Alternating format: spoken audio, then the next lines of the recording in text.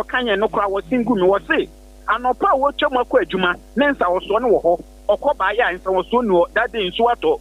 wo se no kwasem ni wankofie ni kunsusu se wakoda be ma foforo nchen eno nso abeya semsebe ema chese ehun nsem bebre nti enne sompa ye bo modin du won ma ye kasa no wo so nya obekasa pa but nsem bi ye ne ya enu nti won kasa but ni nyina mu no ye behwe se na medi kankan no wo kire nyame ya aduma ye bobo apin e ya assembly no ni e bisa assembly ni so se anamo nto bempa ena omutu dia for instance se ho nan kasa mpokura no e ye kuro a chese wo kasa wo twam kuro akwa nipa esum ho no mo no na nka me bebusa se wo di wani kankan ya nka wo behu se edan wo ho a se bia wo hwe na wo ma raw figure bia adankra ben se na wo san potam ho a wo mo sa bridge esom wo mo no papa brabio na me busa se wo di wani kankan a adankra ben dodo san na e wo san potam ho a bridge e serve wo mo papa se sa bia woni pokuro etimi nya assembly member de na o so hu se community na so because e wono mo no me ha mani nka kura no adan awro eni timamufu eto no mo mutimi fansa wo so no so etwam ko no e be bra pem because e wono mo ne nko akura no kwasem nie eso because onye si wo Pentecost Junction so na wo twam na fe wo bomoden esane enye se me ya betama bi nemom bia bi wo no ye fen amalina ho no no timi fa ho no me ho ye nsan wo so ne ba ko enkwada no na o mu twam o mo bre no e ho mpo kura mpo ni nipa esum ho no bema enye nipa ketwa ansampo kura na wasan so aba eye Junction krona so eno so enche ho no ma ho no so na ma me pimfo bi na ono so etwam no eno so nipa e fa ho no ekọ ho no no enya sam ketwa ansampo kura no aba Pentecost Junction na Pentecost Junction ho no no e ho na taxis awuro ni nyina esi ewurawura mu ko agape enim kro awuro a chese eno so edokọ etire entitimamufo ete sampotam oketwa ne de se eba se bia ye che eye nya so to mkura wo monko abetimanya constituency Opo ansana meja mu akono pese yo ansana meja wa mu akono e ho na sa bridge we say no nsuo na namase e ho a na besi sa filling station bi na wo T Junction so wo kwana no ho no piao enye wonim ho pa e ho a sa T Junction so no T Junction no eno ene eye Pentecost Junction na ye kan wa asem no enti na me bi say e ho na on say filling station bi so wo sa kwan no ho a papa wonim ho na obepe den ho e Ghana nsam na de pie ho Apam maminya o na fa wani di nsam na chi e beto aso why medase mo wabo adwuma abusia Apam checheku e na ye ne no abo enkomo no na wo a wonim sam potem ho no o de join ye wo Facebook ne so join ye sa na be hwade ba bia ye kan no eye ufri anya so otuom anya ho na nkasa nya market sane saa ho no before bedu Pentecost Junction ne so ho na nkasa no ho na nsamso yi ehase problem ne ehase di free nti e connect ya be si saa Pentecost Junction no nti so bi kwa Jesus ba be wura mu be fa Pentecost Junction ho ansa na watimi akọ ba bia wo yi nti ansa na wo be dane wo ho free saa area ho dia bedru ha no na no so wako bi pa na Apam checheku ene omanfo ni bi ye won potem ho no abonkomo ama wo mo so a kire wo mo so nia wo mo famu e won potem ho pa na wo mo kire se ade a ekoso no wo mo abompanifo abon emfa nti wo mo de kire se mpanifo mram na omre wo moa jene die ye ba ha first na yetimi fansuo no kakra nteche o metwa o meti nsuo nim ama emu eye deep insina fe say yankasa contribute na ye bridge no ya ye be tuta ni na nsuo no ya na afa say ya bre nti hia ba mo a omo ye na omo ye bridge no ma na se kwan ko betime twa to mama ye kra fi ha akusia because ha ye road a dema ebebo nyina e also me bridge no na no bi say ya nsuo to ya hwini ya nka nsuo family akwanti bridge no dey also me we say hia ban bo a wasa ban bo any to me omo ye bridge no ma me pa cho yes aban no so ndo me bridge ni ma so to dey year ade fa uti agape to ba ju ko fa Pentecost junction sana what me adu fie say so be fa bridge no so be on tem ju sa ko fa long process ti pa mo che omo me bridge ni ma na say ekwan no so obetimi atwa tuma ma ekura na adamu a ye be de abusia we omanfo ni bi na wo mo akere o madwen saa e de afa ho no na wonsem ya ho no yenkwa homa no so na ye ne honorable Joseph Abbey wono e assembly member e de ma Agape Pentecost electoral area ene ne mo esemi mu enkomo honorable madwe me patrol yeso adom me ho ye na o so awrade adom ye so ye ho ye pa honorable anwumre Sompa FM ye da asese age brand ye bonkomo na bridge ewo Agape Cave Pentecost Junction sa mfimfin ho na asem aye kan ompeso aso a oyawe me patrol I me awe pa sa particular issue na o kan wa asem no se o ko be dia ye frɛ ho Mama Cake area are linked to Ablekuma Cave community for na ewo holding na nsuo bi a etoye about 2 or 3 months ago nsuo bi etoye from Pentecost Junction say fa car bi kra maka no kra ekobo sa bridge na e man for across from Mama Cake ediba Ablekuma Cave sa area mu ho and since then community for na ewo south side of the Mama Cake area ebeko kroma this mo fa quarantine and sana omo abedu ekwan won betimi nyaka eja kokum and that side of a bridge na asay ninti ama community for ni na omo ho atwe omo pa e wo area mo honorable fa yaku ya chikakra bridge ye shaase ebreben na problem yi baaye sa particular area mo na nkasa let me say some time ago as far back as 2016 there was a particular bridge here yeah sa N1 ekwan no omo direct nsuo no from Sotuom na the far sa line no so nti sa nsuo na nkata na say sa bridge na ewo ho no every quintin na the far sa line mo nti sa problem na ewo ho no de ade a ada ho achepa hajin ewo community ni mo honorable sane e ka ada ho achepa no udi assembly member wo area ho emfiese ni me pacho last assembly elections 2023 and I'm the assembly member now honorable from 2023 how ba ye besi 2025 at least say yan kano say you crampo na for almost 2 years and I'm ben we to dia fa ho so far me pacho na bridge no wo bridge na nkata say ye no 3 months mu pe ne wo no but no kra chi no crampo me ni engineers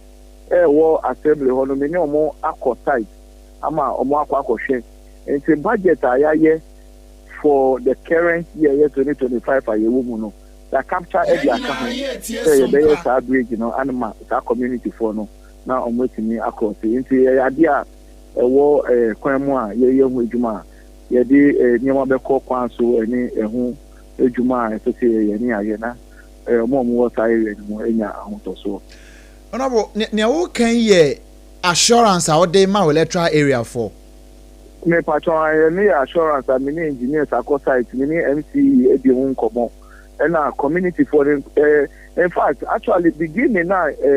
again say you know me say me community or and me board dey e wo be bia free community for ni na say assembly nye ready and anka obia emba together na ye hwese ni e be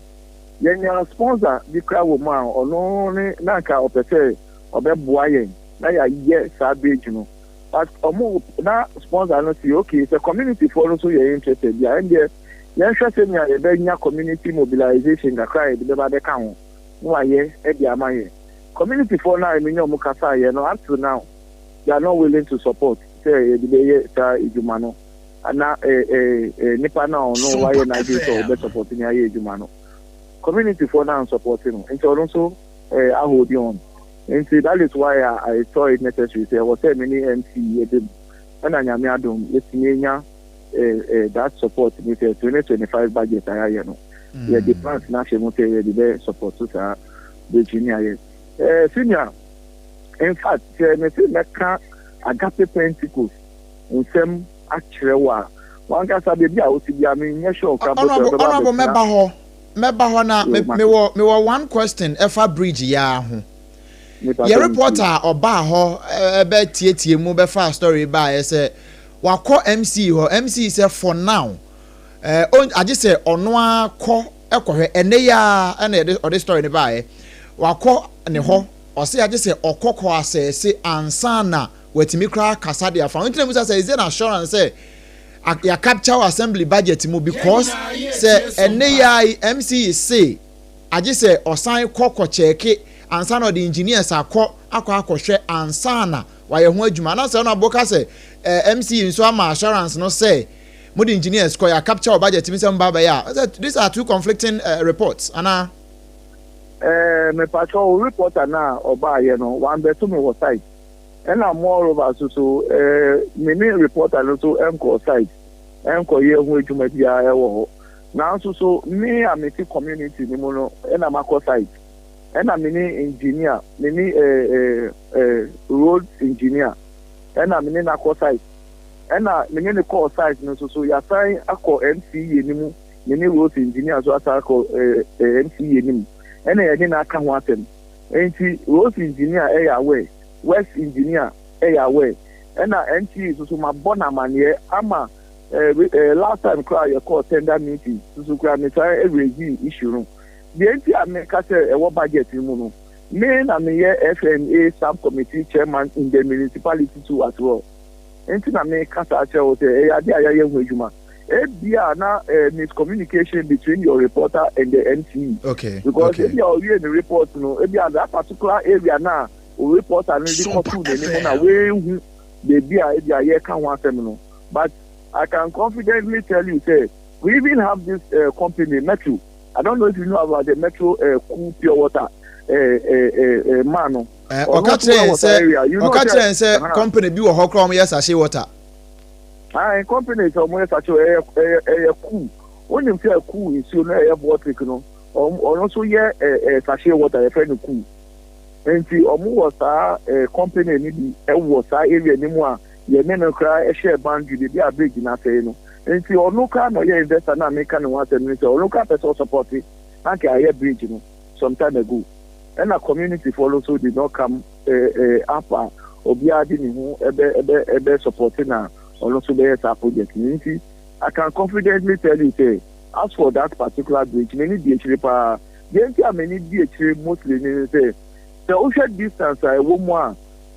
part of the community for ni be nanti e di akokwan ho akofa ka no e no na twa me yema me hu ni say as a leader of the community, you know, I need to make an effort to make sure that bridge in the community for. Okay. Okay. Honorable Assembly Committee man as well. Currently, me FNA subcommittee chairman, and I'm also agric and development committee. So. Oh, okay. And I say we there. Unsha the new works but FNA there we ni nyina come ho. Me say unni works there but FNA there ansa na ye be kwa project sa no kra no efa mo ho ansa na akwa kodru. Yes, because as the FNA need there every aspect of even work your community in terms of the whole municipality they go through me, and even work department I can confidently say it's even under FNA, because when FNA is sitting, the works engineer director is part of my FNA meeting.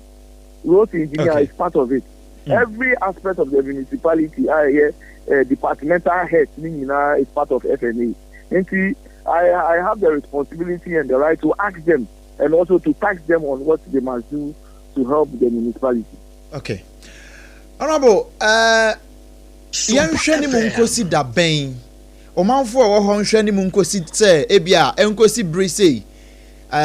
Mubetimi atu ho anamon adru sei. Can you give us that assurance? I can tell you, ending of this month, July, as an assembly, everything has to go through a process. And see, we have to do usual meetings. Subcommittee folding would have to bring all their issues and their challenges within the municipality. When we go to now, then we go to Ezeku. That is where all the committee heads, subcommittee heads, so they say share MC. Now I say all the assembly members will meet at the general assembly and approve. And see,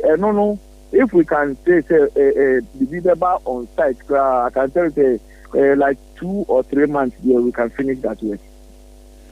And I was saying, I trying to see as the same so in Sui, Naninka crack. A bit me a pretty power, bet me ama Yashua crowd mansana yaba home.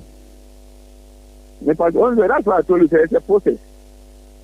It's a process, and it has. And I say to one of the processes, say the amount of money involved, so we have to depend whether we have to go and tender and call outsiders to come and do the work, or we have to look within, depending on the amount of money involved. Because the assembly will work with laws, and we work with the laws. So the laws,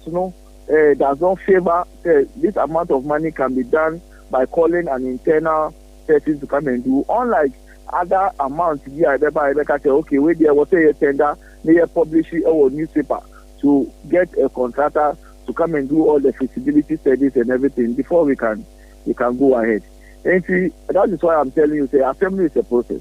We have to give ourselves some time in that process. That's why I'm giving you that length of time. 3 months. 3 months. We can be able to finish that way. Okay.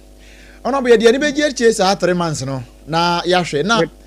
Sane na we ka say bridge no ne head nsuo bi eto ye be 3 months ago and the causes our problem we say nsuo kase bi to say ya. Womo a ewo omufie bemben ho e free say bridge ye say no. Womo how do they go to their houses? FM. Actually, comfortably, moving that area, encroaches the day, because I can tell you, even last month there was Ecophobia, Omusi 9 was a sketch of the area, and I can even say the machines, cry free assembly, drip machines, is dredging. Maybe a machine in the Fakrampo, they are called got a simulate of the dredging got a nuclear issue. A problem at the mine was that part of the area. You get it? Yeah. And the encroachers, or more back and also soon a slow one. Because for the work, I more than say at least, or they should stop the work that they are doing. But at the end of the day, Obenwana, Amajo, Nanipano, no, or Twaso. Obenwe, weekend, Saturday, Sunday, now or Yejuma, now or Twaso. Until Monday, they do not. Obi ni be ba ni mutu na obe una edan no yokuku dan yetu a ya boss ni party ni obe ni akobubu side dan no you understand nti sa issues bi na the community people are almost ewo na nkata omo ye encroaches na omo ba omo wo gota na no hu ni na problem e di maye what boss we dey na me fa wunye wo ho na Miss what bought encroaches sui mamemfa wunwie wo hokra would you admit say any assembly na say mo ya faili mo constituent any mo crofo mo because if encroaches etimi kukuru dan we see on assembly no cannot act upon it someone can home you no you cannot also blame the assembly entirely because the chiefs and the people in the community are also part of the problem, and they are also selling the land to the people. Because you get there and they'll tell you, oh, this one is the chief of this one is the son and the chief of this and that and that. Now, I don't know what do you do again? And see, the people also, we are trying as much as possible to also even have a chieftaincy institution within the municipal assembly so that we can also be directing them on the right way of doing things. When they say even putting most of the areas are your one worker, Central Municipal Assembly. Every container be a municipal assembly, the chief and the Asafo people are the ones involved. These containers especially they are, and especially on waterways, especially on areas like that. uko yi free also so ada and also so akoye if you have a man so akoye problem e dia maye. And see the chiefs are also giving us problems. The community are also giving us problems. But we are very resolute. Yeah, catch your motel. President Amaya mandate. Say Obia or water way, so we should clear the person from there. But my mandate say a choir your name say it's supposed to be an access road and I said the dia as I said Nipa Faso and I said Car Faso, while the block is your flow. And see the engineers are also on top of their job. So we now make a job say and chair not every time they are Mubudan. And I said Mubudan we are clearing the way for people and I say for motorists and I said okay. They are solve some of these issues. All right.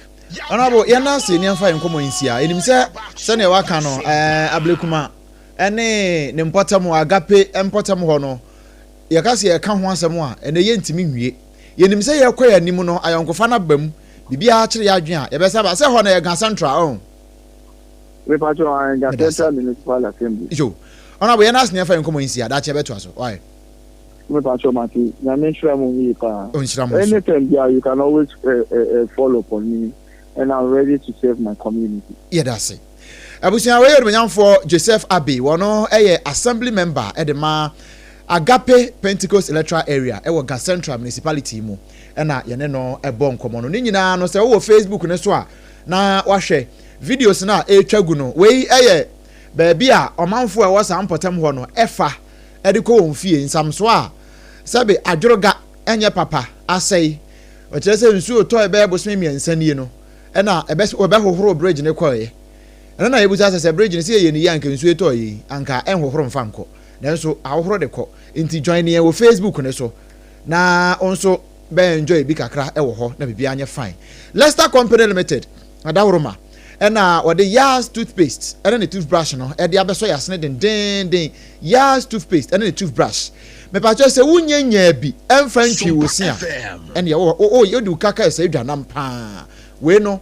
eyi wosia se njampra ni nyina de firi ho na mo anum ada ho se clear wanum te na bibia timi e fine bowura dwama so ba bia na kopa bito Yas toothpaste and the toothbrush eno na make am for dia mawo the number is 0501 619-588 and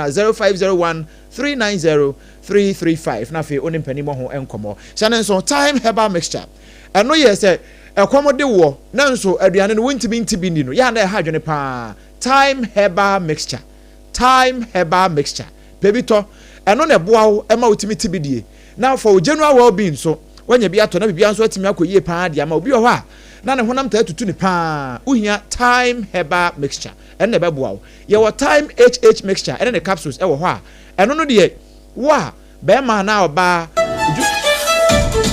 junso yemu ena enkoyie emfa ma wo ojunso a na wote ya wo kire pa immune system nso ye weak yade bi ekowo mu agese ba bekra wansa me pa cho je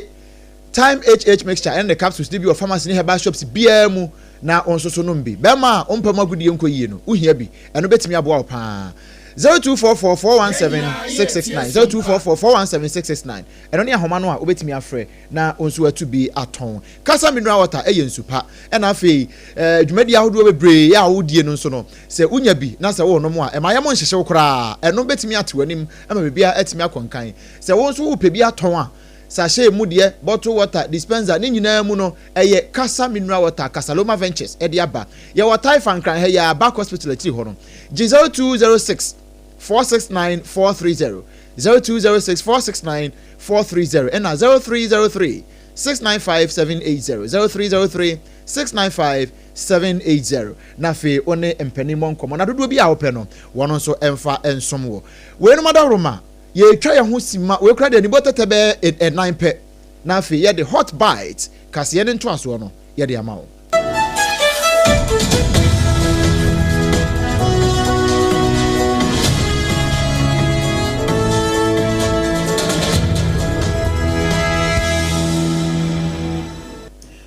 esem tesade bata eshe brodomu no hot bite no num mpa mu enye firi ase temo afiri no nsia ekosi ne no nsonso na hyehye we de efiri fon no mu a ene ye de to awo ne nto aso bi ene se enkwanhia bi asi ewo senya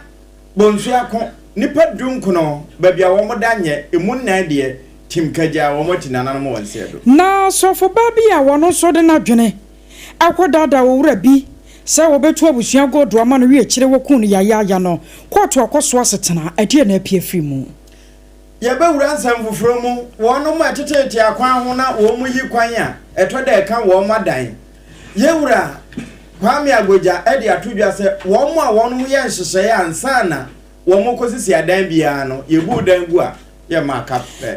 aso ye show my gun na ngomasua wonsam so ahyenka diaba a tro se nyame ya domu a teacher license exams no ye ba be ye fi ho ene krata bi firi mampani aboboa no bai se wono ma ye aban nyuma nyina government appointees mo fuel levy won betua bi Ghana fo bo wo mo nsam asemi ho abeka wonum ho ya bobo no nyina no a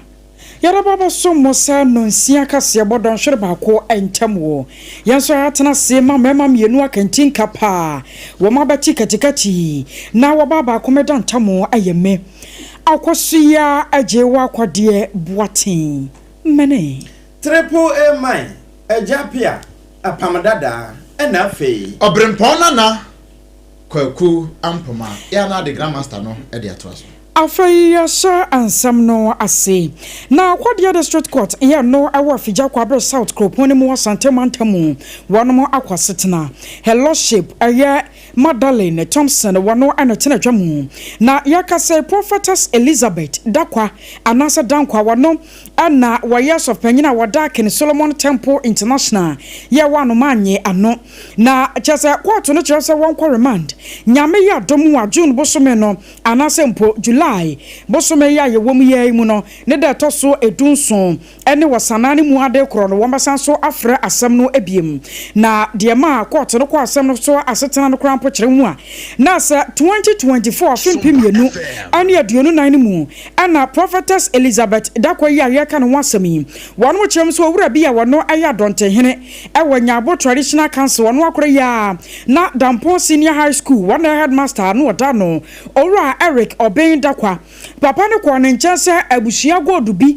na sane abushia no o maame no papa na nanu musibi so no daye no wankwan gotu gold no amfa anya ne ho ye na abushia so anya bia wonye buburo ya dokoro wo mu ye panti wosere prophetess de watene nka se wono na bana di ye ni mu nsansam wo wabene mu enti wonkwankwan yihwo mu mfama na abushia gold yi wontumi nkonkotu ampani ampani nuane apa bra nkomotwetwe ne koso no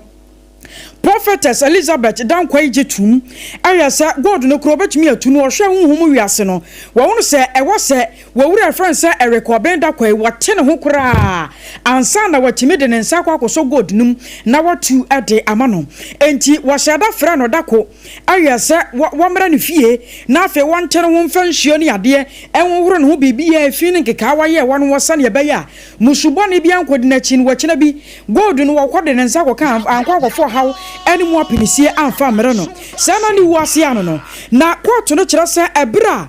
ora Eric Oben dakwa ekokoduru ho no no saa time ni mu wonu ano na prophetess Elizabeth dankwa yi na wato nsa de afro ora bia ye friend se Mubarak Mohammed eni ni pamiensa bia wonu kan ho wo de wonu matopia afagyan ya jese wonu adwane kora ama wonu chichiri wo wura yi kun ya busua ni tutuka wonu nsam wo na asam ne ba nam so ma June bo so mi ni mu no afempimienu ni aduanu numai metra afie mu aposifo kokoso ne pa chi ma asam ne kokodi quarter na edi quarter kwani aba ewo kwade anam so amene bra kwade district court no ekwa setena no court no ahyase prophetess Elizabeth dankwa ya wono ada ken Solomon Temple International no ewa no manye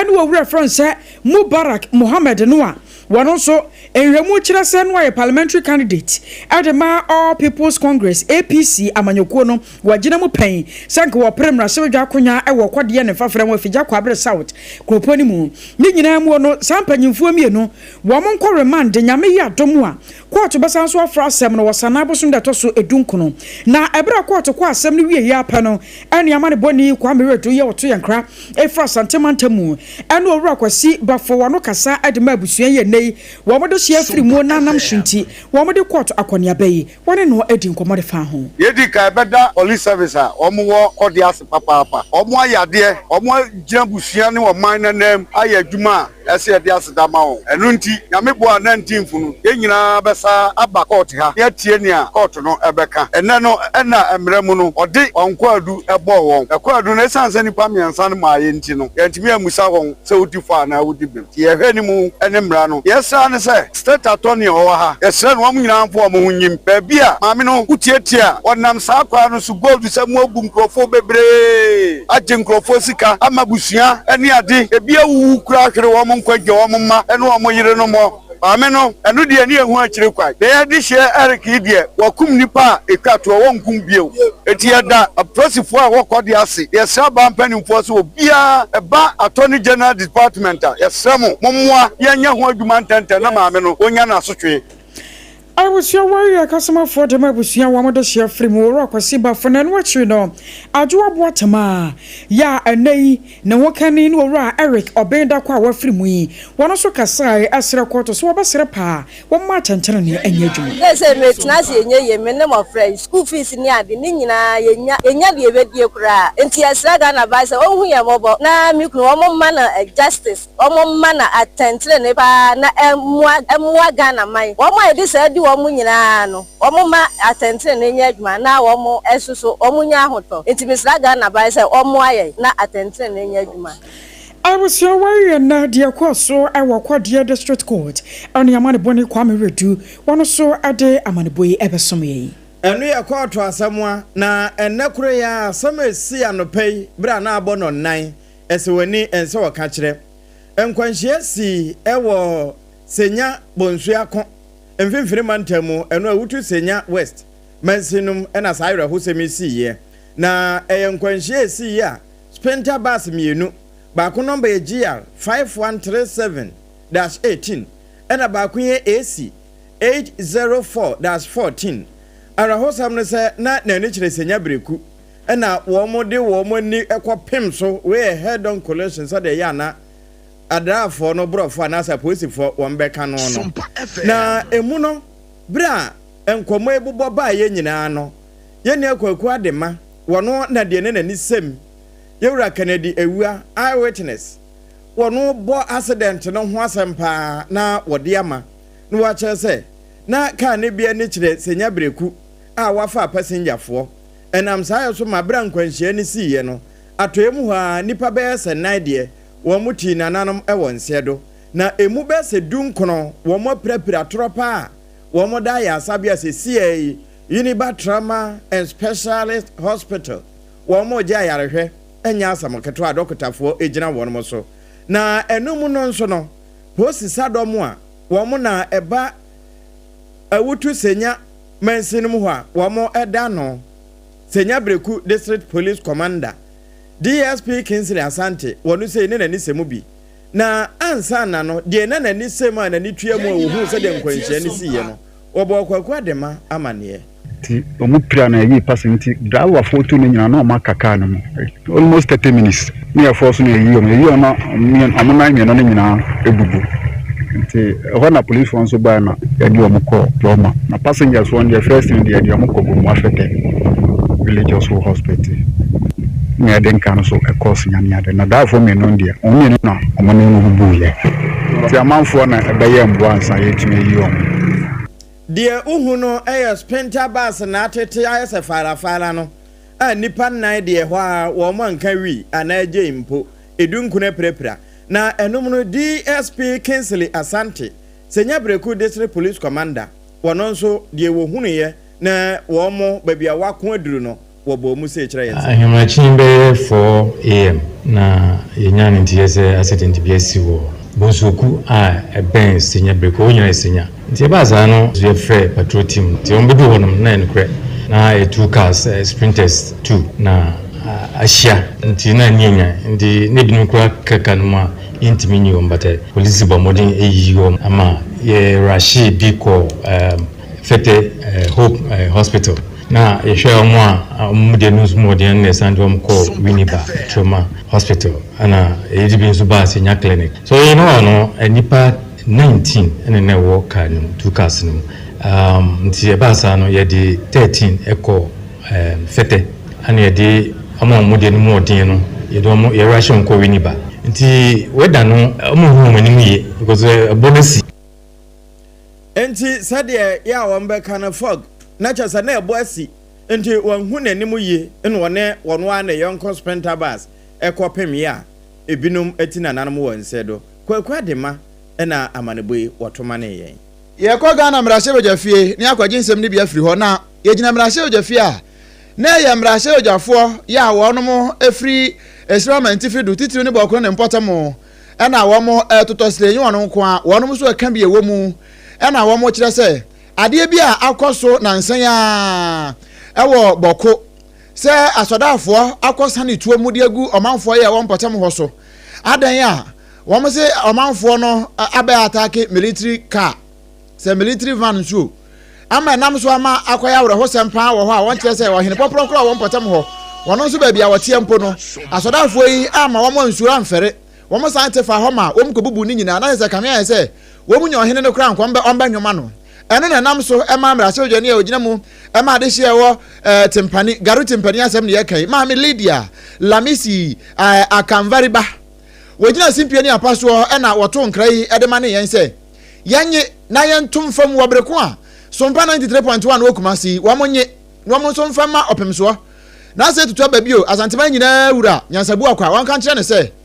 wɔn fa na no ntum bi paa wɔ saa asɛm yi ho empo sɛ wɔde na no atum ne edi kan no ni akɔ so nie entu ansan fa na no ntum asoyafo no mo fu yie ebufuhyo no na omo ba krom ho mo kunku nkofo bebre ba ni fatia ebi kura prapra ne ye ya pra ne se school kala nyina ka ho nti ya ekusa tufo ya ekusa si MPs ye nkofo ba ko sex eni empenifo mo wo eyin kan ha se na ya fra mo se mo bra aso ade omo ye na nyede ye bu fu yie yanso nti ye kire mu se enuoma kakra bi oba wo so omo ye ne intensem omo twa na mo ene no chi na ya ba ko se omo ama prapra no awo se soja fo penifo no hwe na ye pe bibe ma omo so mo kwanso ya sira soja fo se omo mbre mu na ye hwe ye wa statue bi a ye sia ma no na bu fu hwo no soja fo no ko bubu ade no na mo sa hye no ka ho tinna je se ohine no kura no mo hye no enye ye de ti ya soro mo to na mo tenta mara no mo sa fa ade no ankɔhye ho bi ɛne ati yei ɛyɛ onimanyamfoɔ Lydia Lamisi Akamvariba wɔno ɛyɛ mmarahyɛ badwani ɛwɔ timpani abatoɔ mpasua so ɛna wɔkasa yɛ ɔde nsɛm wei ɛsoma a yɛna musi ne yɛ wɔ mmarahyɛ badwafie na yɛ akyerɛtwie ɛna ɔno nso de wei ɛsom yɛn no abusua yɛ toa ansam no ɛso na abandada na pɛsoɔ no wɔde nsɔrɔ bi bae yana akyerɛkyerɛfoɔ wɔn mo kyerɛ na wɔtene din sɛ teacher licensure examination na ɛno no makwan ɛma wɔn mo a wɔn pɛsɛ wɔn bɛyɛ akyerɛkyerɛfoɔ wɔn ayi mu no wɔn mo so ma hoɔden ɛno sɛ bi wɔn nim deɛ ɛde hwɛ ɛmi ehunu wɔn mu duro ankasa sɛ so nipa no wɔkɔ akɔkyerɛ deɛ wɔ senior high university anaasɛ mpo primary no sɛ yɛn ankasa no no ankasa ne nim deɛ ne nyansa no sɛ bi esitiɛ na efiri saa da no abandada na pɛn so wɔde baayɛ na busua akyerɛkyerɛfoɔ paa yɛ wɔn ma fɛrie wɔ mu onyansɛm ketewa ma ebi ma twerɛ no bɛsɛ mpɛrɛ nwɔtwe wɔn da so twerɛ na ɛno nam so ama baibɛ tena akonnwa soɔ no Ghana by anamaso ye show men womasua won sam so another due one masha National Teaching Council say ento akopem wasana boso mekire August boso me ne da to so aduasa August 30th no na sa teacher license exam so no one ma yikura de afiri ho san say ayade ababa ya de so de abato akekere fo so na one mo ka de akere say bi onya say bi on ba be say Ghana womasua na so ba bi ekeka ko no one mo anya afiri one mo a anso akere fo ma pa wo mo ni mo de one ma bobew ye wasanke etimi nya wo mo Ghana ye womasua mu no ye be pam wo mo nyina amasafo no there is still the vexed matter, teacher licensure exam. The last of it must be concluded not later than 30th of August. So, Chairman, if there is a last opportunity of those who sat and couldn't make it, that process should not travel beyond 30th of August. So we are to work with the registrar, get us a firm date, and we put that off. I should particularly commend you, Chairman, and members of your committee, making far-reaching recommendations on a more comprehensive practical approach in assessing teacher readiness. This new model, which will guide the teacher licensure exams, goes beyond just solely paper-based exams. It incorporates assessment, supervised practicum evaluations, and structured mentorship programs, ensuring that newly trained teachers demonstrate not just theoretical knowledge, but actual classroom competence. I was your way, I share my gun and woman's young Samson as Wafwa. What down no Rahona, it drew soon and you could see. Any aswaye hwa akwane akwantempo ho nsam so na boboano ene yegina yewura governs kwame aboja wono na eboja ede a kire wono mu etete tempo ahodo ho titru baabi a wono mu yiyi akwan a eka amanfo dan yese anka dan a ya na hu ne se kwan ne tene na wose won mu ewo baabi te se asutware volleyball ene aveyime ekwan no nyina no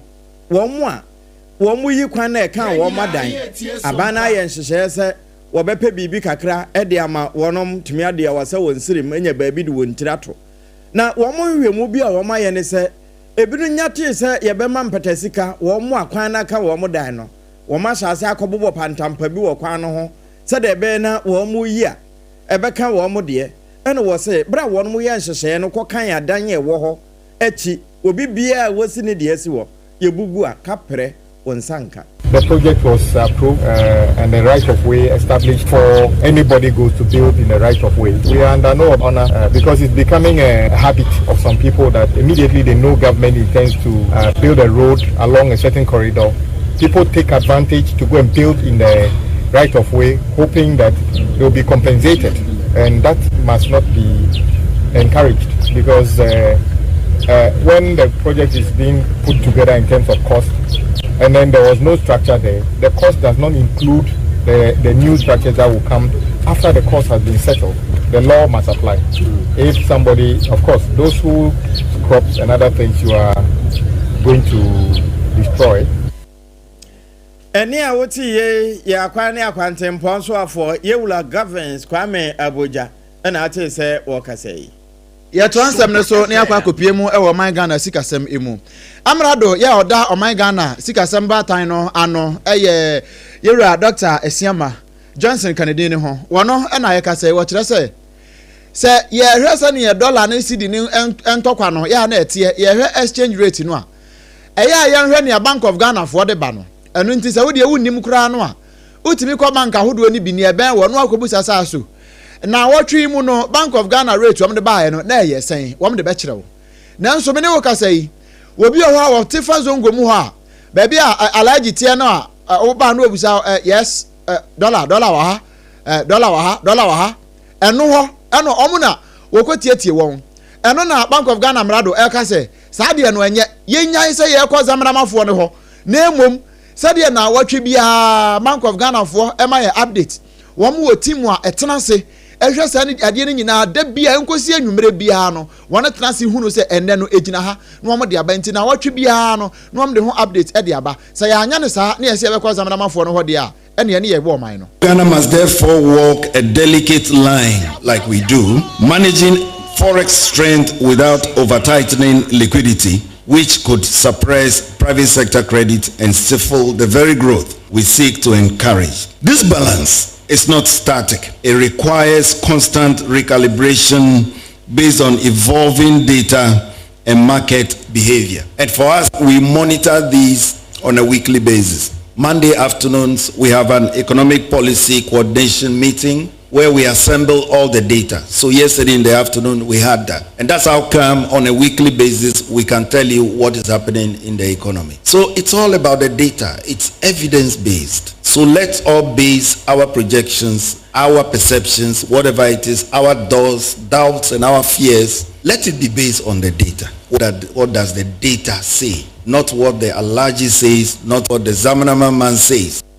Not what the Alaji says, not what the Zamrama man says. Intinyani Alaji ka enyani Zamrama ni nu awote bridge na se ho no a wo ba no wo twon no enyani o ka na emom ni Bank of Ghana for ka no eno ne ate introdu Anana Ghana by Anam Mampanyi Yera John Dramani Mahama Adekrata epie dwa na won mo ekyeremu se anda yi sane ya nneoma se bia kwa ye no saa na wasa ye ana twene ne mu da won so aye monchen ewiasem sane ya se ana wasa se ne nyina no ye se sane ya Ghana fo bra ya tempenten kwa nafango ta nkrofo to bi na anokora aban de ba se wan Ghana cedi wade baba tofu aso wi akira senkafo eto wo ma no de gu ne so no e wo so obi atimi tue bi ma ne ye nam so nti safo allowance no a political appointees won mun sai ka no ye se tinton tai tuon kwatwere de twere aban no se wayi afiri ho ne nyina no ya na montuo pa ye wo se eboa ma Ghana ban ye nso ye tumi kwankan na 70 ya no Chamber of Petroleum Consumers Ghana COPEC akwakodi ho nkomo ne ya wese aso yani ayeso ye de fango de djuma no ye so mu sei asem ye de ana eja bonwere kakra ebata ho yani ye Rapol Ofori enkodi nkomo wo ye head of research at the COPEC obanye kase Christ asumdwen kan wo oy man kan so na COPEC apom ya de baby aboko asedan kenyame se masua ye boko wede wadaruma anumrei ayaboko ya wusa Ghana ban adekrata pie dwawiani mu ha ana woba be kire mu sa enai no political appointees a na nkema wo mofu allowance awodo coupon so no ye say ye afiri hokora wo bi e ba betua na atumi aboa mo man ye fango no atumi akonanim na ye bisa se COPEC asemi Ghana for bi sam say ya asemo pa eya asem papa bi ayate se oye ana abonyono kakra bata ho Aba mejo so enyumre na mesanchia watiefo asema amampani e de abetudwa enei asema ye niji sopa na megidi se consuming public na eni ate se aban etimede sa disi we yaba aban ya bia ya kompa na baso oyenso na enya ye aso de be kananim It's a nice the above contains or cartifuel allowances to appointees. Yeah, Bonabaso. It's a Busuli Piano, you're spending not less than 20 million cedis on fuel allowances. Now, we are buying a Jumani and as we are buying appointee. Now, Bosumidia, you're spending so much on you. Your mama car. Your mama car maintenance allowance, your mama accommodation allowance, your mama clothing allowance, entertainment allowance. Virtually all allowances in Munyabi. Na akodru say as I say ye na ye di hu rem in terms of being fiscally prudent and disciplined. Na ye cut down on expenditure. As so almost so e de kakraba bia no aban e de babontin say as I say ordinary consumers ye tua 1 cedi. Na aban timinya sika na ye de liquid fuel ebe power ye thermal plant ya giatum enti se ebredu se as I say government appointees and so yetimi ekate fuel allowances emoma as I say omusom na omugitum na nyina ye kabom na ye de te expenditure no so ebio ni ayesa kan say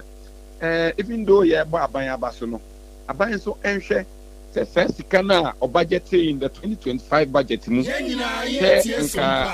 or the ma and or the tia a few allowances mekano. Sir, is cano ye pese or create special account. Na ye discuss as can cotum. Na a special project to go ha yetimi dia ye. Na that she be post any be enjoy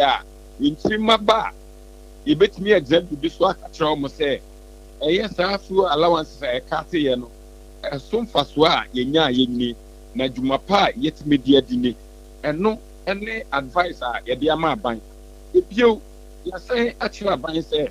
V8 no, the consumption at also the door. Enti a buying and say, it's me and your alternatives beer, alternative in saying, there will be a friendly electric vehicle, and not the charging a kakra. No way you saw the accord Jumana or the Abba. Enti Yabesha Aban said, oh, she's aside and also say, incorporate me a crack electric vehicles in Biaba near the amount appointees, no, rather than giving them the V8. V8 no a cost to and so much as a nation. Na say or the electric vehicle no a manner or sabi or koda no a charge at the end no na a charge every. Sorry, I were two. Or the Akon Juma or Koye Juma as a Sompa no about the park. Pasana charge you, sir, and others, meaning this it is above our shoulders as a nation. Inti Aban should begin to look at that angle. So, na yemfa electric vehicles ni bimro maimu. Na say it's made the bar, me just say a bet a canoe be brave. Thirdly, ye per se Aban is essential. Say, possible, say, in car appointees, you know, be once in a week, you know, omun use official vehicle. Na say in Kempa, be on befa bus, and now befa trotro, and now befa taxi. Senior ordinary consumer, and now ordinary Ghanaian, no, to me for bus, for taxi, quadrumano, once in a week, you know, almost into me, yes, Abby. That way it brings governance to the doorstep of the ordinary Ghanaian. Ghanaian no sube say abaino ye juma abaino pese oye bibi ma Ghanaians who say oye ejuma na say oye no na yen cut down on expenditure na ye ma who say ye wotema ema na oma ye fiscally prudent and fiscally disciplined inti ya sama ye dia babo nti okay na sene mo kan won babia mo susua kwa duro no enkonko ba se bi mo kura de amemene fe ba ya adwuma sa se Ghana fo susu biribi se o mo kura no mo ti wo mo ka mu no na ye ma o mo fu allowance no kura na ha Ghana fo na ohima yimbu say o time ye de fu allowance no mo no adwuma na tesen so enti ya stick ne de wo ho na ye bekoso ameki sure say Obi biara ya appoint you as a government and now we are government appointee. We will hold you accountable. It doesn't matter who you minister, and now you're DC, and now you're a CEO of whichever, and now you're director, and now you're fine. What you may say, you know, send me a doctor, 8 me for car, echo fuel station, Koto petrol, no, also you're the same thing, Koto, na fako juma, send me a say, you know, send me a teacher, Timiko station, Koto petrol. Eguni kemu di kochen koladi no nso ye the same thing nurses mama kani nyina ye nti edenti na wo nso ntimi nye se bi wo compare omu pay structure mpa ke doctor any government appointee omu pay ube say government appointee po ne de ne ye mbo nti den na so be na wo se obeka se ya gifu allowance nti ntimi kwajuma na ntimi nye wajuma Sompa FM ne mini aba enka sa onipa no megidi sa adwuma no wa maso ba be adwuma ne mom oba sa oba be bo man ne ka enti yen na enti asese ye sa die we e de abo oman no ye pers no ye consolidated fund no ye bo ho ban se ne de bia na spill over no na aye too much that is the bia ye se yakobo besian ye de be we yakobo besian ye ntwe ne ye kakra na ye wo no ye mo ho ban ni ye fiscally prudent and disciplined. That way, you need to cut it down on expenditure. Everybody, I'm yet to be a coin in 10 years. Ora Paul Ofori, yada sano ben wada jewa nyamaye. Miss Medamasi. Nyami show. I was on Nakasa, head of research, ya wada Chamber of Petroleum Consumers Ghana, Kopek, and no. Ora Paul Ofori. Na ye free Kopek, yewra Paul Ofori mudi eswa. Ba bedun so ba ne say no. One more can say me one can I ha. And I hear fellas quachi for Suboso. And I Bob see Montans was Antimantem Kumase. No Busa said, dear Abana can you? Now more Timomufonso, Muso Musain. As a Matimamufoka and say, where there I am Anamonto Papa. Yeah, Econi Faso. It's a step in the right direction. Eye papa si enye Ghana for trotro da no san hokoto wie ti so kosi wanu ma eno bi dwete do ko Dubai enti eye pa mampanyi wa ya ade. The economy isn't stable currently, so I believe that what the government is trying to do is to help stabilize the economy. Susu bebo mine chelese se basa na bema omo susu elusu se me chana me kwa hade chana me kwa hase ni omo tete no ma bibere so. It's really a cut down on expenditure. So if the government want to tune down his expenses by cutting down these allowances, fine. I don't think there is anything wrong with it. Minia adwempana omampenye tu ebeboa because obi nkoto taxi driver nkoto 1 liter me anye no 1 cedi ti say wa wo ye minister onso koto 1 liter na say ajo 1 cedi no ya ebeboa na me problem kese pa aban ka na mundi andan private cars o mu ye de o mu so no eni timamufobi asantemantem Sompa 93.1 wɔn ba bedu ɛna kɔɔyɛ ne wɔn kasaeɛ no yɛto ansɛm no so a na mmom hyɛ no nso paa ma me sɛ Yas toothpaste ɛne the toothbrush na ɛfiri Leicester Company Limited na kakye ɛde aba no ɛno ɛna asɔ yɛasene ɔdɔfoɔ ɛyɛ ana nsɛm bi sɛ ne meka a mede akukuduro oniadɔ ne nyamesuro ɛna kamfo de ma sɛ wo paapo sen papa ne yɛbɛtumi ayi osia sen gyempre ne nyinaa de afiri hɔ na afra mu adum ayɛ sɛ o cray sɛ crystal cray no a mepacho na yɛ Leicester Company Limited wɔn deɛ no a yɛatwerɛ ho sɛ Yas toothpaste ɛne ne toothbrush no ɛne bɛtumi aboa da bi ada yɛ fɛ ne sɛ ne twusi mpre no na mo twusi a ma ne yɛ Yas toothpaste ɛne ne brush no ɛno ɛne papa ɛnya na ɛwɔ shops ahodoɔ mo ahodoɔ ɛna table for no ɛne ma no a de si apampam store for no nyinaa no wo mi nyinaa benya bia to hɔ gye numbers yi 0501 619 588 0501 619 588 and 0501 390 338 0510 0501 390 338 na one mpani emo emu enkomo sa wo pene dodo mu atu aton no ana wo penkyeremu no woni won kasa ubenya ebi hwa saduane si wona wo ntimi ntibi ni ada bia ya na me eha me sanse kina wukuo ena anwumre wo beduru fie no na yaye bia kina kura wo ma adwuma ana wo nkwa adwuma wo betena fie wo be wo fufuo bi adi nanso hwase ya fufuo ni abekwan na mire ne nkoto wom nanso ntimi ntibi ni eya na eha adwene pa uhia time herbal mixture eno na papa ya betimi aboa wo bomoden na ya wo koyai pebi wo pharmacy herbal shops ahodo nyina mu a eben wo time herbal mixture eno betimi aboa wo pa eboa ema wo a malaria fever achi wo no eyi nyina e de free so na fi aboa sisi ne padua no amena tipe gina nan so time HH mixture eno the capsules no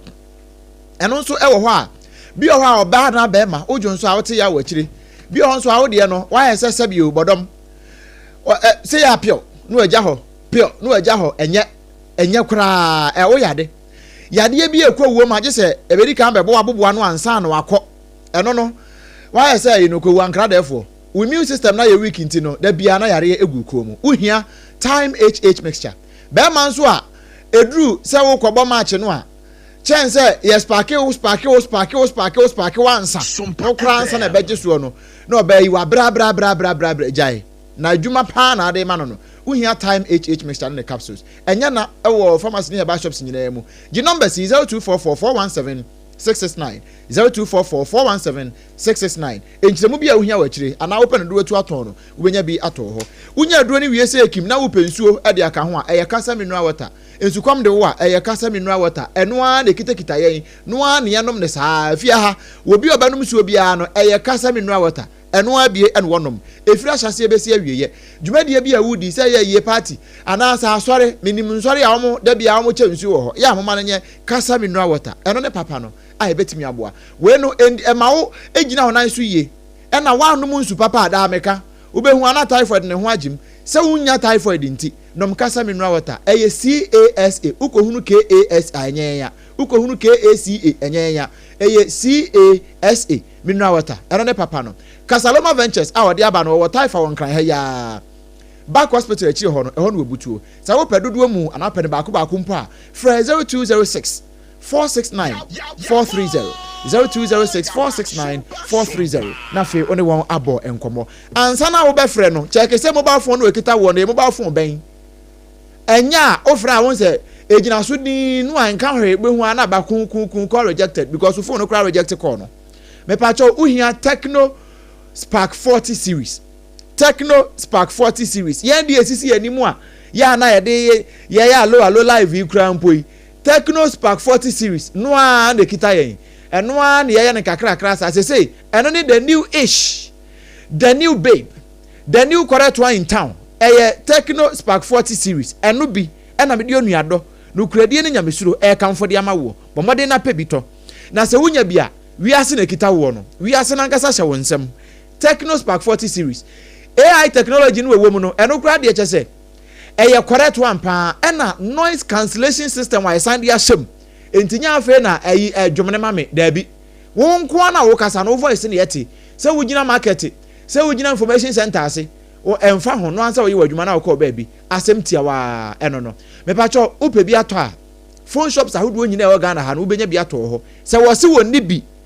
je numbers yi ma no sisi a no on fe Techno fo 0303 980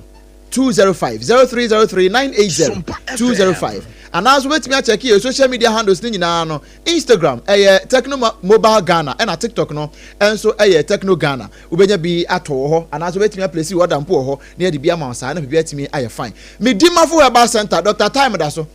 me pa cho tie ni ye ma me se bibia mu ye de mre na eye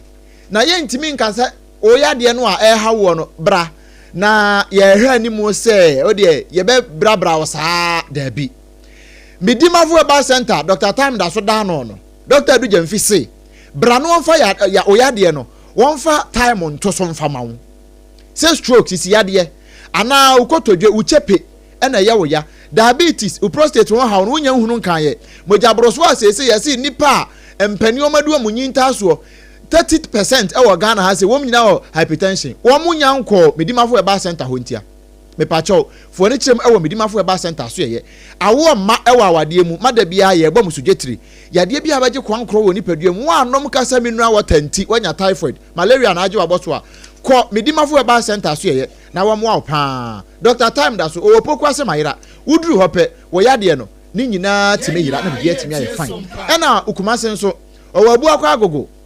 wane aban suku no ho no ene di animhwe free numbers 0244 774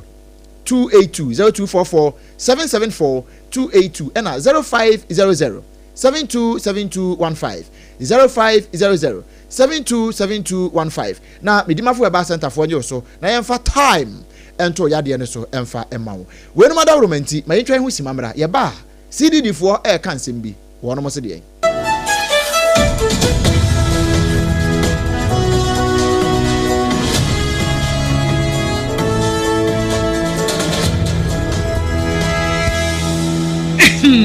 Medo edrano pa wutimi to wo boase etwitwiwusi o ado na so ni se mede yas toothpaste and the brush and etwitwi mesima menya homka senti na ye bokoyi na medie me all time favorite yas herbal toothpaste and the brush aboa me amasesei menum nso a enwunu anasa de ehia mesen finfem me biem na wo hwasa mesi aye fita sesrecha homa na et brightens yas whitening toothpaste and the brush and me di hwimese enti na wo se afei na yas total care gel toothpaste and the brush ne de ebo wo se ho ban demu ne nyina ema wonum ye sham. Oh yes, and Crotrodo, Yas Herbal, Yas Whitening, and the Yas Total Care Gel Toothpaste, and the brush, Abuzian Chamfa. Sawo Pedudu 2 Ewon Kran ha. For Leicester Ghana Limited, and was 050-161-9588. Leicester Ghana Limited, and the Yas Toothpaste mo ahodo, and the brush abedwaso, abeboy. You can call it Slim Macho, make you spark anywhere you go. Why you ready say obey a Guyana? My yanadi show. A Techno Spark 40 series for cry. Abedramas. A jawo. A more style. There were more spark. Sleek, classy. Kaish. Screen is so come on. Check. Battery no one holding. Nessa chancel. Check. Crystal clear AI camera. Edima Fonia Ube Chucha. Ube posting na. Triple check. Super fast processor. Edima games however. Who's streaming, who's snapping, who's slaying, and they were flexing. You can call it Slim Macho. Techno Spark 40 series. You get them out. Omo bold, trendy. Aye Gen Z. And they will be bien to me so hokwa. Memory of mommy. And if I pass long lasting battery. Techno is your plug. Yen in Temtem. Bora Techno showroom bia. And Adila bia ejinatum. Ewo Ghana fanenina. So one north south. So what east west. Abre biano obi wo hod mouth. Ninyina buono. Edda fobra. Edi ekrana wo train. Techno Spark 40 no. Aye slim. E boejumante. E sparky baby bia. Ubet me friend. Ewo 030 3980 205. And I say follow yen ewo social media. Techno. Stop at nothing. Kweku. Minim sawa she. Me kraman nane. Now so ebony show one. Embasso. Malihon Sepeno. Ebony condoms comes in different flavors and available in all pharmacies, chemical shops, over-the-counter shops, and pubs. For bulk purchases, contact 055-230-0075. Ebony condoms, Ghana's most pleasurable condoms. Make it worth it.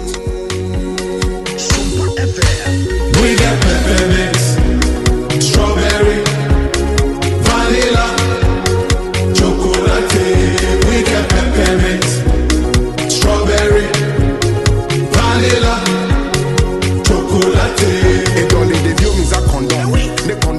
then it's not on. But as a condom.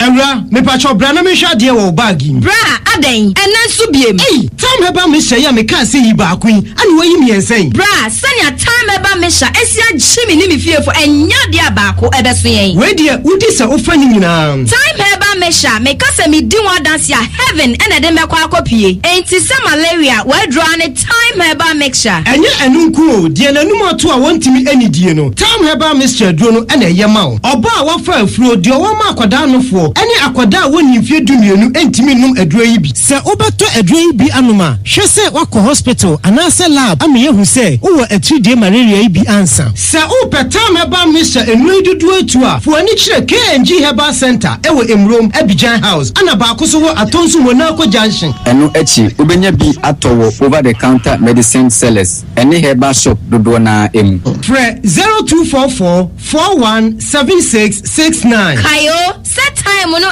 TIME time herbal mixture afi malaria fever bi adani ziba ewo munu betu akọ FDA agi adwade nkratoa yi atum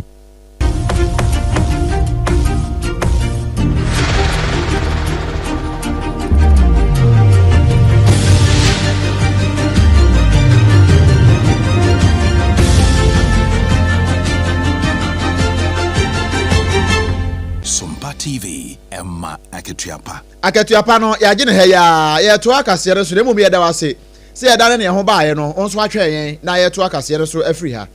Center for Democratic Movement CDM wo mo na ekase wo mo kire se na watwe atwa mu no mu e na won te se asem ne nam Ghana ha pa ye na no kra na bo ntim fodwo enso aka bi ato so se o ma man na watwe ne be so dachina nti eduru ha ye be san akona ka che akwabu sansa so edin no famra se na anu a Ghana kwoto aba ye kogina Ghana nyina na mu United Nations Human Rights Division no mu ho no na ye kwoto aba wo LGBTQI+ ehum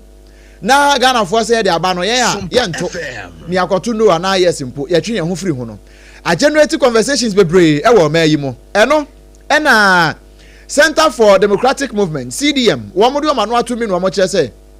aban fa nkyeremu emu do fikọ emra ni enti a won mo twen won ho na emom ma amanane so afo anase so afo ho amane aman entam nkomo yi onumanyamfo okuyeta blakwa ma won kogina ho nkotro bibi ntu Facebook nka se eye fan bi se kakenti na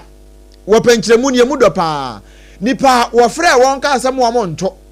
ni reason ti a wo frɛ won ka asem wo mo nto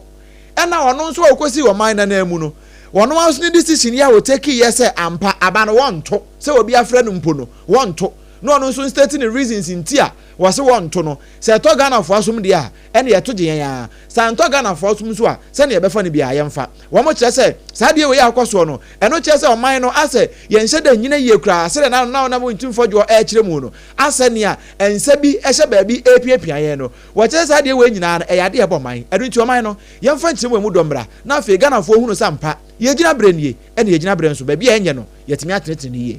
also for ya washo fi samia manyara won so yo monyamfo muntaka Mubarak na wobo akonta de aba atrese National Identification Authority NI mpanyefo dwumadia won mo cha se won mu die no Ghana de hye be se wo pepe no dum wotwe na one more register 1 million no kwa 18 million Ghanaians na one more nya chesa Ghana card yibia wo mo adedi one mo dwuma na wo kyerɛ sɛ where na mo ntuo pa ya ban no gusuada ebo moden sɛ ne be na kakra ebe so obia so titiru sɛ nka ban no kora nyae a ye wo to wo nge no a ne ya hyase ya wo de na aboa am ye hunu sɛ where Ghana ni anase we eye manfra ni. National Identification Authority has registered over 18 million Ghanaians, including 190,775 in 2025 alone, and 210,498 foreigners, including 10,290 in 2025, issuing 17,534,360 Ghanaian cards. This has enabled integration with key systems like the Ghana Revenue Authority, the National Health Insurance Scheme, and the SNIP, improving financial inclusion and security. The National Identification Authority has installed security systems, enhancing fiscal and cyber security infrastructure and added premium to their operation across the country. The National Identification Authority has also cleared 600,000 registration backlog across 292 operational offices whilst addressing public complaints, boosting trust, and enabling access to enable services like I was your worry so for your worship for some near my own some so your Ramontaka Mubarak. Ene mamemfa nkwa dance na adanse wuruye eho ena adanse sat mense no Savior Church asafo na ewo ho womo aye school project ena fa ya asabia bi womo pa ho ntema no wono to nsa e de frɛ Yewura Johnson Asedu Nkatia General Chairman ema okopie dwumadi na se na nkasem no wo kyese mampani John Dramani Mahama Yewura babio na mamu etoso mienu wone nsɔre yahodo no di kaso bompa sɛ bɛyɛ na wɔn mo atimi abiebia ya asabea wɔde ne ho bɛbata wɔn mo na asuafo a wɔnom ebefiri nursing training ahodo no ɛyɛ aban de na ba no wo posu de akɔ aban de mu a wɔbɛposu bi nso akɔ hɔ na sansemi Yewura Asedu Nkatia ɛkyerɛ aban na ni suade hunu ne ne botae ntia wɔyɛ saa ɛyɛ asabea yɛsi mu ne aban hyehyɛ mu ɛne sɛ yɛbɛyɛ na ayansabea adu ɔman no baabia ɛno nti ɛyɛ abayɛ adwuma ɛna asɔre no aso mu a wɔn baeɛ ɛno nti yɛbɛda papa ase ne ahyɛ ne hɔ sɛdeɛ yɛn hyehyɛ teɛ no baabi a asɔre ebɛtumi ayɛ wɔn ayaresabea awie no emu adwumayɛfoɔ no yana aban ɛfa wɔn akatua na wɔde aboa sɛ adwumayɛfoɔ no bi ne hɔ a aban bɛbɔ so bi ɛde aba na wɔn abɛboa ɛyɛ adwuma no efi sɛ yɛsi ayaresabea si ha ɛnyɛ gyidifoɔ nko ara na ɛbɛba mu obi bia a wɔn ntam wɔ ha ɔhaw bi ɛbɛba ne so bia no ɔno nso ɔbɛba na wabɛgye ayaresa. Ewia na Yewura Benjamin Anhwere wɔ General Superintendent of the Savior Church wɔno akore ya nso no wɔde adansi DC pɛn wɔno nso ɛde ne deɛ to so apɔmuden ho hia enti Ɔsɔpɛni Abraham ɔde agyina hɔ sɛ zone biara bɛyɛ na yɛ sabia enti wuriye zone so ɔde amaye a yɛsi saa hospital kɛseɛ ɛwɔ yɛ zone mu yɛ zone ɛso efiri kwabra kwabo ase saa kɔpem takwade alugo enti ɛna wuriye zone yɛde aso abɔfam a Ɔsɔpɛni Abraham di anim a yɛde aso abɔfam a yɛsi saa hospital na ebetumi afa empa anye ye kura no ɔha from the beginning yɛbɛyɛ baabi a yɛfɛ theater brɔfo mu anaasɛ yɛ operation yɛbɛnya children's ward yɛbɛnya male ward yɛbɛnya women's ward ɛne baabi a yɛgye awo nyinaa yɛbɛyɛ bi wɔ hɔ sika yɛde hyɛm ɛyɛ 2 million Ghana cedis ɛna yɛde hyɛm sisi a na yɛsu sɛ ɛnu fie mienu no ne yɛwie project Gidi Asafo ɛwɔ Wuriyi Adanse South manse no mu General Superintendent Yewura Benjamin Anhwere ono ene ekotie neni ayo mama na nimsem dada sa evangelist Patricia Asiedu Asiama ya ebona me one sana na grata maame no court no abuo ne force won kodam finhia no edunum ne mra nim fo de asem ne court sasa ne anema kwakọ no finhia dunum de ano oden pa enti nka court no ente so won mo kwapiu na atumi aboa wi akire kura na lawyer ye se anka court no ma ne bail kakra na nka agrada ho ntumi ensepa no esanse se ne asem no sibi ba hye wo sa no ano ya ye den se ne client no obetumi agina no na anabra high court ye wa masama high court asem no so asetena no court no kire se wo ma ne belia enya de betumi aye kura na momu no war mo hwa se ne be na nkire yada asene no betumi akontam efa eye Patricia Sedua Asiama na nagrada se ne mera nim ni de ba ya no wo pre appeal dia ma no senka ne sentence ne ye bete so no war mo hwa se o betumi aye ne ntentem so na aso se court betumi ate so na se bekoso agina de agina no war mo hwa e de aye adwuma enti prempre ya ye kasa de enya de bill no court etumi edema no ye to ansem ne so na ye de ansem no akwa akopie mu e wo nkrofo enkuro so ye ko alataya Nigeria he ya wanimsam se na watwi mu ene ye de beto wanim se Nigeria kanema mpani General Buhari Muhammadu Kanedi ne ho wato ayanom e wo no ho na e ba ye wo kire se na wo London e ho na wo gya yarehwa fofia nto ata eno adwade abamo enano kwase adai woto ayanom ewo no ho na omo aya amane ne amamre nyina wie ama me ne wokasai ne nankasa na mu no womo e de afri abrochimemu London e de aba bepie mu e wala ta ya osase so ya wonom eye hye bia e womu ahwe se de be ya won betimi apre nkorabe abusia sa odwan ne e Facebook ne so a eno ena da so denden e wo ho no a enya asem kuma akra no nti Nigeria Air Force womo ena kwafa no e de no e baaye na won kire se sebe aboa no wote se de yankra no ewusuro a ne takra de e beto asase so eno nti se wonom kana mampani anu odi won so be se mfie kakra na wono ankasa mu nso san eye soda ni oye soja ni na wanfa soja aban ene baaye na emom wode oman no kamama nka bia mamuo no nam so boko ya wode baaye no eno nam so ema ohunu se oya asumdue papa ema nam so ama me ne wokasai wono mo ede na mu no afri abrochimemu London ede ma be piem Nigeria wono chese enhye bia e so wo ye ede fa ho no won be ye ede afa ho me ne wokasai mampani a wote adwa so sesi a eye Bola Tinubu ata wono nso edna no atomo bi ya wone manfo ho nyina chese abusuafo no nka makoma nto mo yem na nea aban betimi aye ede afa ho bia se kane mampani wo mepa ne kurabe papa ya ese fata no no womo ebeye ede amam wi abusua we so na yegina na enensem a yede ebebesomo anwumere hot bite ene ne nto aso mu no yede ne nyina ede asie ensem a yede besomo ene anwumere no na poso bi ene se Australia show me ngumasuan wonsam so ashe National Teaching Council sa anai anto akopem August 30th no na teacher licensure exams no on mo yefi ho enkwanhye si ewo senya burukuso de akopie mu nyina no yensa ntwerefo tase de breye sanso ana amrahye bejafo ene won mo akapie wemu ede aresrede eto na ase tutu ababi o asante manhene eni mo se ni akwaso obokono wansan kabinka ho Chamber of Petroleum Consumers Ghana Copec wamonso adiaba se wonmofo aban no shopa se nefu allowance wayi ade free honum yewura kwame agoza governance so de atudwa se wonum asisisi adan e wo ba bia tempo ahodo wo no se wonum ebu dangu na ye bra wo maye wo approve awi a wonsan ka compensation ye ensem no kopie mu e wala tayawo kane mampani ya no wada alata maino ano yedra General Buhari na mu wo mo de free London e de ba be pie mu e wo Nigeria ombepe ne krabe ensem no na hodo bebre e kan we no ho e na yetena asedi mu nchi mu bro ne mu hye ne so se ntesu onko nante Leicester Company Limited adawroma and what the Yas toothpaste and the toothbrush no ebe so yasne time herbal mixture and a time HH mixture and the capsules no and so ebe kan ho bi pa yenya nsu papa nom ya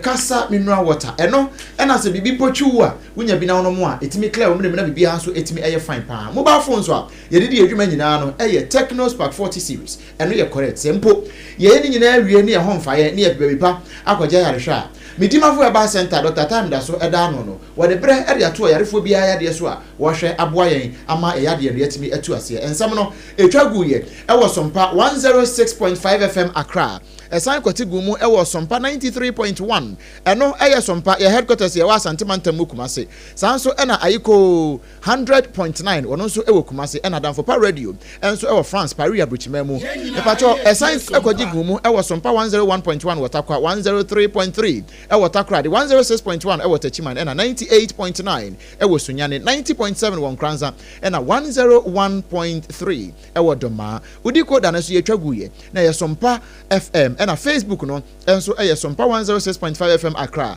YouTube no so ye Sompa FM live ena nsemo awtie nyina no ye kruchere nyina maako brofo kasem e de akogu www.sompaonline.com u Facebook comment kakra ye ba ye no ye de traso say dia ma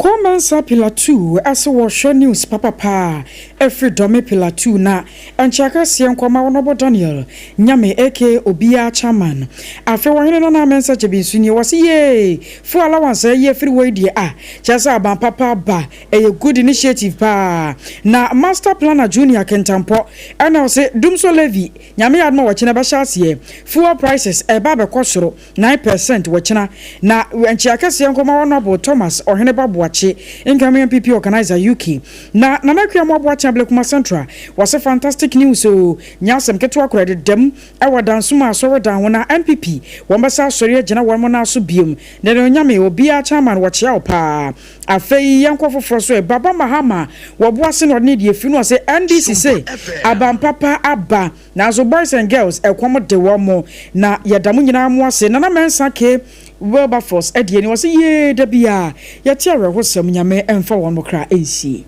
eni anu ati yanka okase mu no yemme Obrenpong nana kwaku ampoma ya na the grandmaster na so ena fe akosuya aje wa kwode boaten ena triple A man ejapia apam dada ya mamu nyina monitia enyado